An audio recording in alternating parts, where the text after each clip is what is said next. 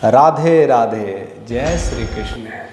ऐसे तो कृष्ण का शहर कहते हैं ना, पूरा विश्व कृष्ण का ही है। हर कृष्ण हर कण कण में, हर रग रग में है, हर जगह मौजूद है। लेकिन कृष्ण को हम द्वारकाधीश भी कहते हैं। द्वारकाधीश कहने का पर्पस है कि वो द्वारका में राज करते थे। उनकी द्वारका में एक नगरी थी और वही नगरी में वो रहते थे और पूरी महलों में रह कर के पूरी दुनिया, द्वारका में रह कर के पूरी दुनिया को चलाते थे, देखते थे, क्या करते थे, सब सारी चीज़ों को वही करते थे। लेकिन समय के साथ ऐसा बताया गया है कि द्वारका की पूरी नगरी अदृश्य हो गई है। आखिर क्या है रहस्य, क्या है माजरा? सही में द्वारका नगरी है क्या? सनातन का झंडा वहीं से उठ के आया है क्या? कोई और बात है क्या? उस समुद्र की गहराइयों में अभी भी झांकने की ज़रूरत है? जी हाँ दोस्तों, ये सब तमाम चीज़ों की जानकारियों के लिए हमारे साथ बने रहे।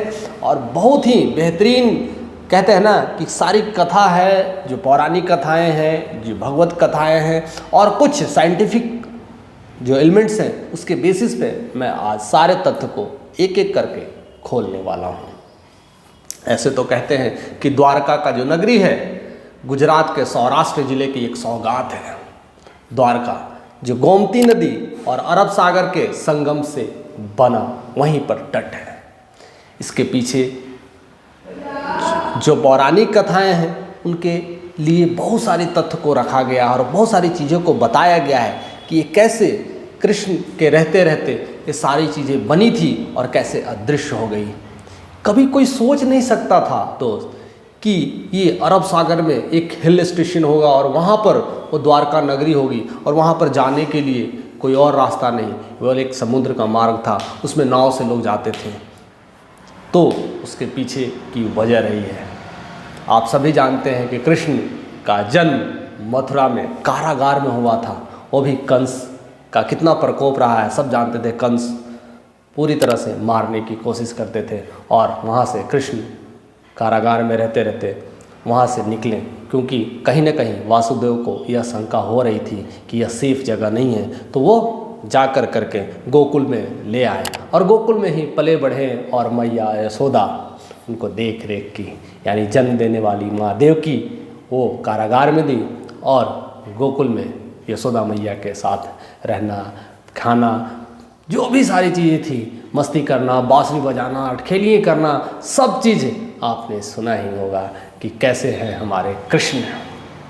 सब चीज़ें चल रही थी, लेकिन कहीं ना कहीं कंस का नज़र अभी भी उस छोटे बालक पे था कि यही मेरे मृत्यु का कारण है। तो बहुत सारे तंग करते थे और उस तंग के दौरान कई सारे राक्षसों का वध किए थे और उस छोटी सी उम्र में बहुत सारे कारनामे किए थे। उनमें पूतना की कहानी बहुत बेहतरीन है कि वह दूध पीने के लिए दूध के बहाने वो जहर देना चाहती थी, लेकिन उन्होंने पूरी दूध, पूरी खून, सब कुछ पी गए थे कि पूतना वैसे धम से पूरी गिर गई थी। ऐसे से बहुत सारे कारनामे किए हैं। बचपन से ही सारे कारनामे के लिए फेमस थे और जब धीरे धीरे वह अब समझने लगे कि अब यहाँ पर बहुत ज़्यादा प्रॉब्लम हो रहा है, बहुत ज़्यादा समस्याएं हो रही है, तो अपने मामा कंस का भी नरसंहार कर दिए और पूरी तरह से वहाँ मथुरा वासियों के लिए एक तरह से खुले सौगात दिए और अच्छा आराम से रहने के लिए सारी सुविधा दिए।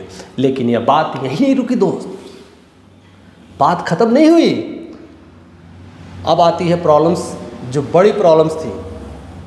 कंस के ससुर थे जो जरासंध थे। अब उन्हें लगा कि ऐसे कैसे। अब उन्होंने मथुरा पे बार बार चढ़ाई करने लगे और मथुरा वासियों को तंग करने लगे। उस समय बताया जाता है कि करीब करीब उन्होंने 18 बार ऐसी आक्रमण किए और मथुरा वासियों को तंग करने लगे, तहस नहस करने लगे, कई लोगों को मारने लगे। कृष्ण को यह अच्छा नहीं लगा कि यहाँ अब रहना उचित नहीं है, बार बार समस्याएं, लड़ाइयाँ करना, इससे दूर रहा जाए। तब वैसे तो कृष्ण को तो जानते ही हैं कि कितना, जब कोई अधर्म के रास्ते पर चलता तो उन्हें नरसंहार कर देते थे। फिर भी वो पूरी नगरवासियों को लेकर करके वह पश्चिम तट की ओर चल दिए।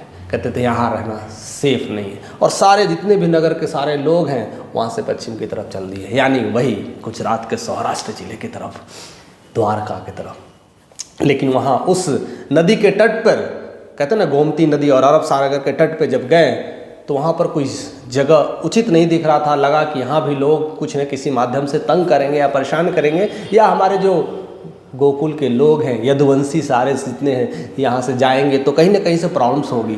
तब उन्होंने समुद्र देव से प्रार्थना की है कि मुझे थोड़ी ज़मीन चाहिए, और वहाँ पर समुद्र देव ने बीच में वो लैंड धीरे धीरे उठ गई और वहाँ पर वो लैंड में वो रहने के लिए गए। और वहाँ पर जो बात आती है, वहाँ पर फिर से वो विश्वकर्मा जी को याद किए और विश्वकर्मा जी ने पूरी तरह से उस लैंड को पूरी तरह से महलों में कन्वर्ट किया। उस समय बताया जाता है कि 900 महल तैयार किए थे, उसमें से एक कृष्ण का भी महल था, और सारे यदुवंशी पूरे वहीं रहने लगे, ठाट बाट से रहने लगे, और वो कृष्ण भी वहाँ पर रहने लगे।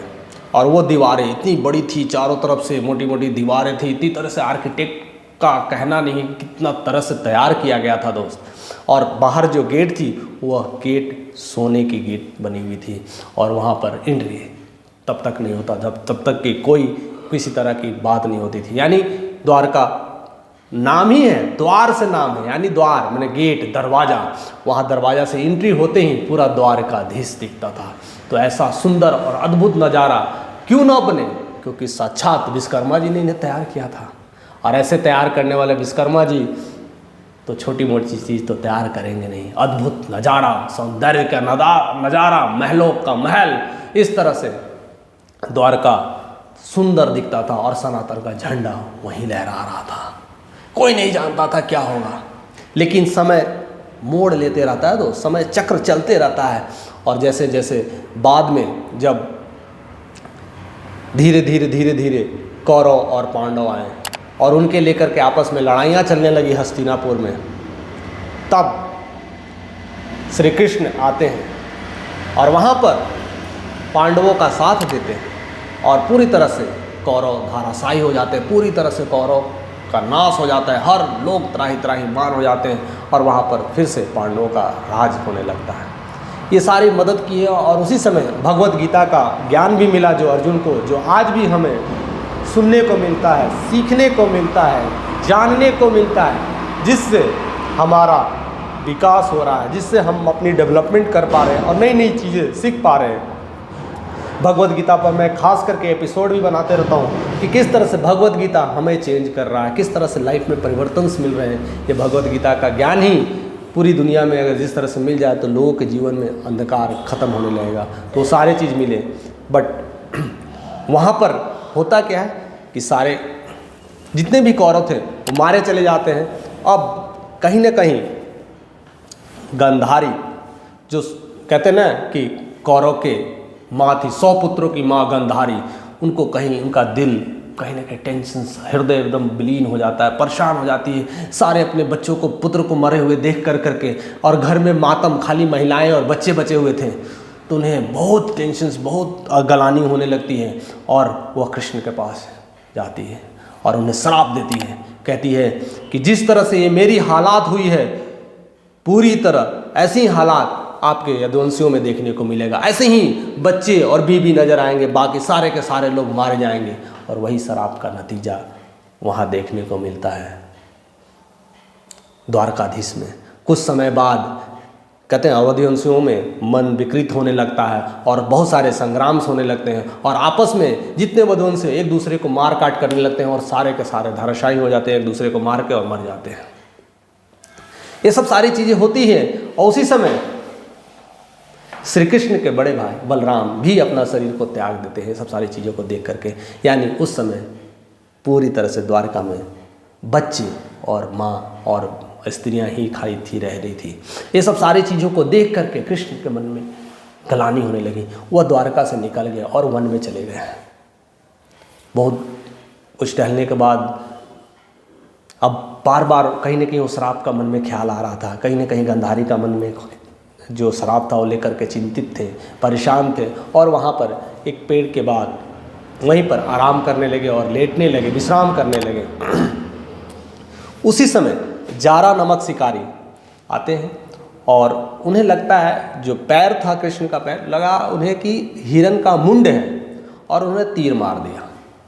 तीर मारते ही घायल हो गया। जैसे ही वो जरा पास जाता है तो वो देखता है तो कृष्ण है, माफ़ी मांगने लगते हैं, लेकिन कृष्ण उन्हें पूरी तरह से माफ़ कर देते हैं और वैकुंठ भी देते हैं और अपना शरीर को वहीं त्याग देते हैं।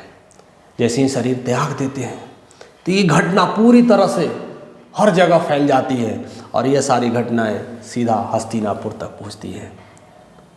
और वहाँ पर देखिए क्या होता है, अर्जुन जैसे ही पता चलता है मेरे गुरु, मेरे सखा, मेरे परमेश्वर, मेरे भगवान को वहाँ कुछ हो गया, उन्होंने शरीर त्याग दिया है, वो दौड़े दौड़े चलाते हैं।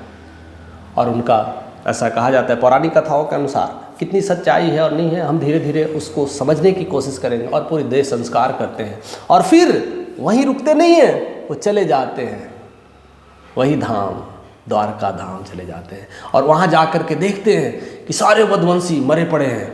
अब सबको पूरी तरह से संस्कार, देश संस्कार करते हैं और सब संस्कार करने के बाद अब देखते हैं कि यहाँ खाली महिलाएं और बच्चे रह गए हैं, तो उनका आत्मा विलीन हो जाता है, परेशान हो जाते हैं और सबको, जितने बच्चे और महिलाओं को सबको लेकर करके वो हस्तिनापुर आ जाते हैं।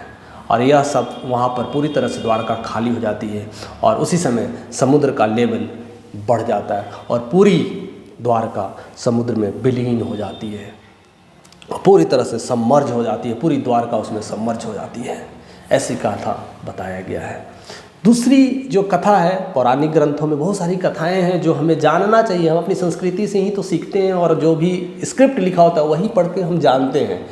दूसरी जो कथा बताया गया है, खास करके कृष्ण के पुत्र को लेकर के बताया गया, जिनका कृष्ण का पुत्र का नाम था सांब।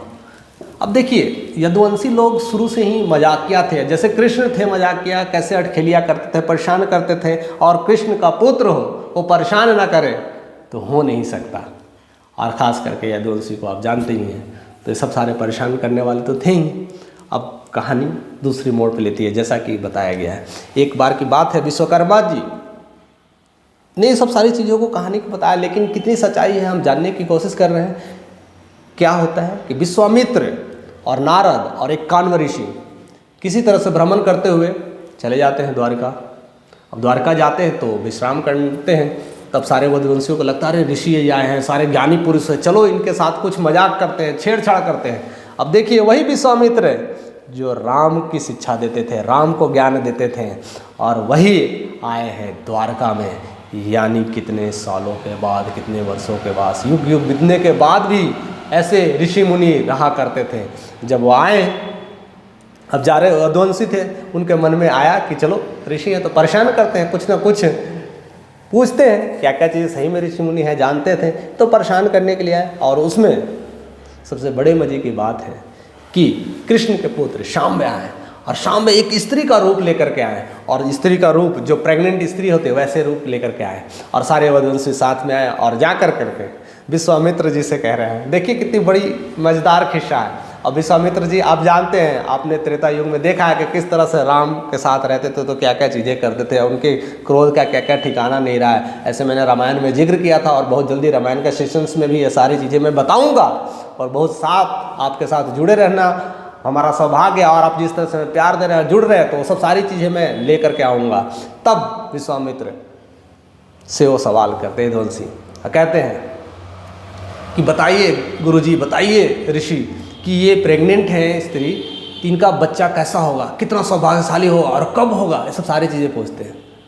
तो विश्वामित्र वो तो ज्ञानी तो थे ही, वो समझ जाते हैं कि इन्होंने हमारे साथ मजाक कर रहे हैं, इनका मूड मजाक में चल रहा है और कहीं ना कहीं इरिटेट हो रहे थे।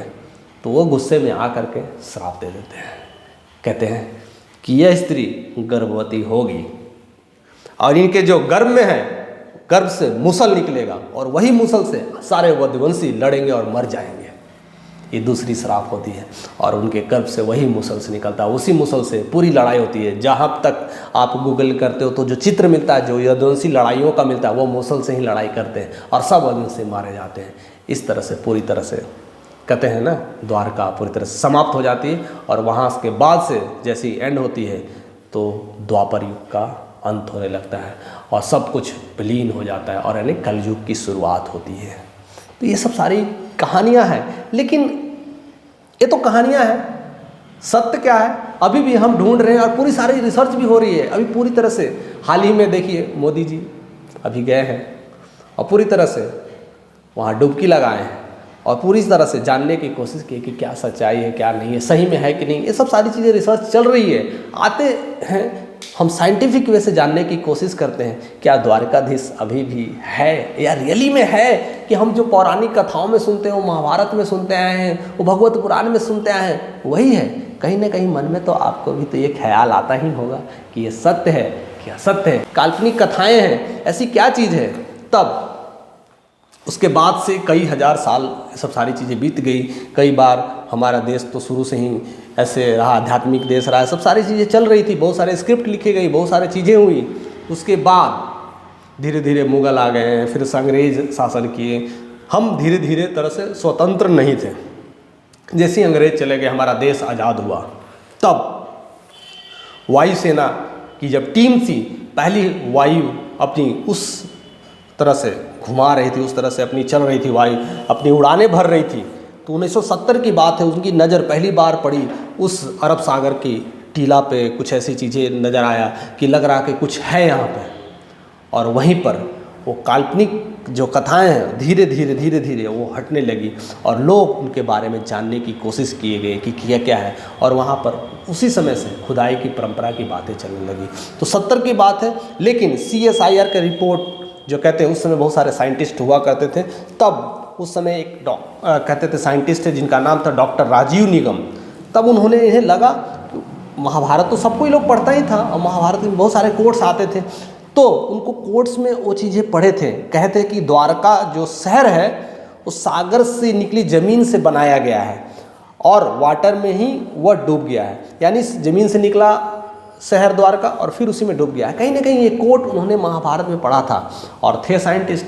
तब उन्होंने रिसर्च करना शुरू कर दिया और पानी के नीचे खुदाई शुरू कर दिया। अब वहाँ खुदाई शुरू हो गई और खुदाई होने के बाद कहते हैं कि बहुत सारे मंदिरों की सीरीज मिली। और मंदिरों की सीरीज मिलने के बाद बहुत सारी श्रृंखला मिली, तो मन में बहुत सारी उत्कंठा जगी। अच्छा, ऐसा भी है, यानी जो कथाएँ लिखी गई हैं ये सारे सत्य हैं। तो ऐसे ऐसे बहुत सारे उस समय से रिसर्च चल रहा है और आज भी यह रिसर्च में लोग लगे हैं और बाद में भी बहुत सारी खोज होते भी रहेंगी और पता नहीं कितने सारे अभी भी तथ्य को लेकर के चल रहा है। बट धीरे धीरे हम साइंटिफिक वे को समझने की कोशिश करते हैं कि क्या है। उसके बाद कहानी यहीं नहीं रुकी।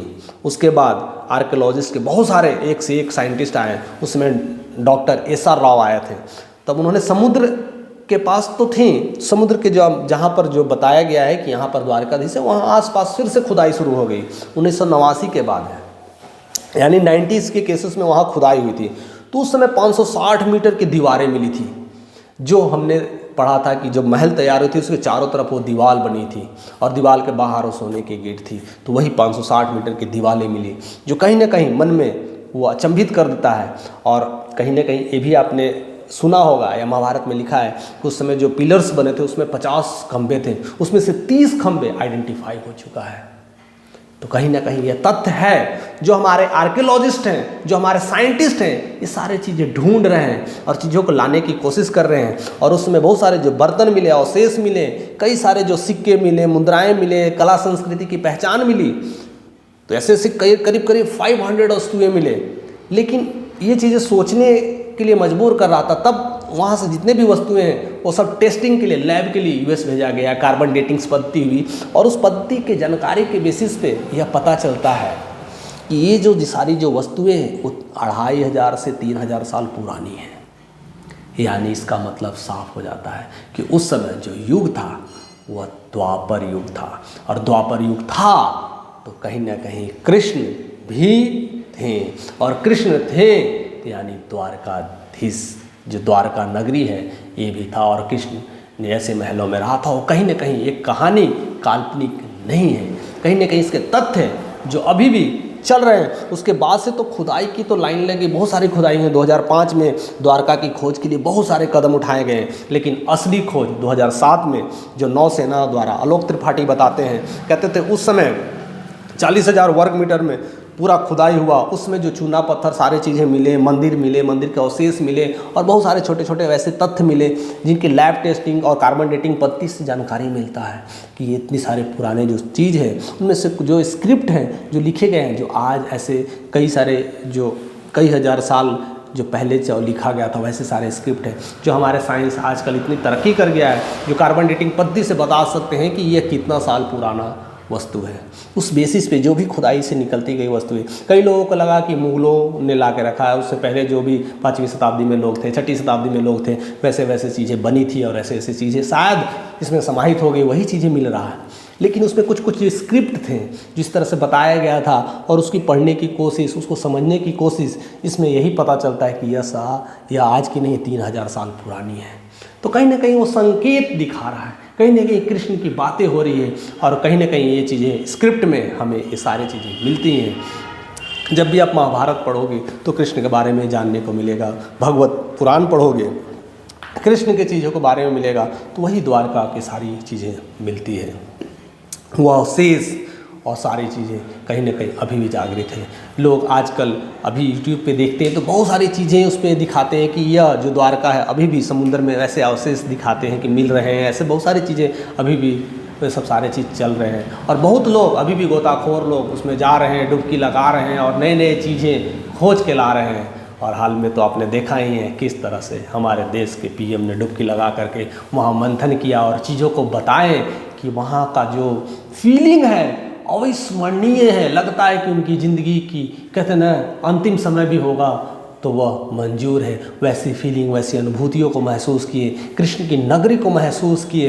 ये कहीं ना कहीं महसूस ही है, कहीं ना कहीं विचार है, क्योंकि हमारा देश अध्यात्म है। वो सारी चीज़ों को अध्यात्म की कड़ी से जोड़ता है, समझता है, और हम जानते हैं क्योंकि अध्यात्म में इतनी पावर है कि हर चीज़ों को महसूस से, उसके स्पर्श से, उसके बिंदन से, उसकी एनर्जी से हमें पता चलता है कि ये किसकी नगरी है। आज भी देखिए राधे राधे जपते जपते लोगों को कल्याण हो जाते हैं। आज भी भगवत गीता की कहानियाँ सुनते सुनते लोगों का पालन हो जाता है। लोग उनकी कथा गुणगान सुनते हैं, पढ़ते हैं, उनका नाम लेते हैं, उनका कल्याण हो जाता है। तो ऐसी चीज़ें हैं जो हमें जानना चाहिए और हमें समझना चाहिए कि कहीं ना कहीं अंधविश्वास में हमें नहीं पढ़ना चाहिए। बहुत सारी चीज़ें जो काल्पनिक से लोग मानते हैं, लेकिन तथ्य को जानना चाहिए, उसे पढ़ना चाहिए, क्योंकि कहीं ना कहीं और नहीं है। ये हमारे सभ्यता और संस्कृति में है, हमारे हिस्ट्री में है। हमें उसे छानबीन करना है, पढ़ना है और जानना है कि यही द्वारकाधीश है, अभी भी द्वारकाधीश है। और जिस तरह से वो द्वारकाधीश जो पहले जाने के लिए